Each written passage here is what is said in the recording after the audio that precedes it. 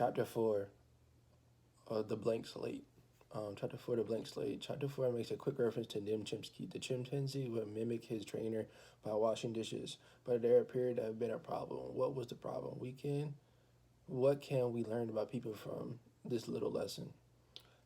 The problem was that the chimpanzee Nim would mimic his trainer washing the dish, but the difference would be the dish would not necessarily be any cleaner. The chimpanzee could not understand the concept of washing, namely using liquid to make something cleaner. He just mimicked her rubbing motion while enjoying the sensation of warm water over his fingers. Though the chimpanzee and other primates have a reputation as imitators, for example, monkey do, their ability to imitate in the way people do, but they are not unable to replicate a person's intent. Question 2. The first page of chapter 5 brings us the thesis of the entire book. Yes, the author took 70 pages to set up his premise. I guess that's what real smart people do. His thesis of this book is the third paragraph and starts with the sentence, "I think we have reason to believe." Please expand the rest of that paragraph. Steve Pinker contends that we have a human nature, and this nature is defined by genetic endowment. Thus, we are born with certain innate characteristics and abilities. We are born with minds that already think certain ways and have certain biases. The brain is organized by the genome.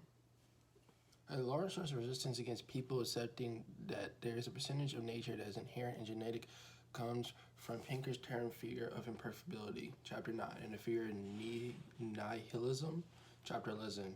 Please explain each and give an example. An example of the fear of imperfectibility: if people have innate traits, then there would be no point to political reform, and there could be no social progress. You couldn't improve on what is innately given. If genes fix traits, development is fixed. Nihilism: if motives and values are a consequence of the brain that was shaped by the forces of evolution, then they would just be an illusion. The beginning of chapter 10 addresses why people potentially fear determinism. What is determinism? Also, why do some fear knowledge and existence of biological connection to human nature due to determinism? Please give examples. An example of determinism would be the belief that all human behaviors flow from genetic or environmental factors that once they have occurred, are very difficult or impossible to change. For example, a determinist might argue that a person's genes make him or her anxious. If genes fix certain characteristics or abilities, our behavior will be determined by our genes. Some people fear acknowledging the existence of biological connections to human nature due to determinism because no one will be held responsible for their actions.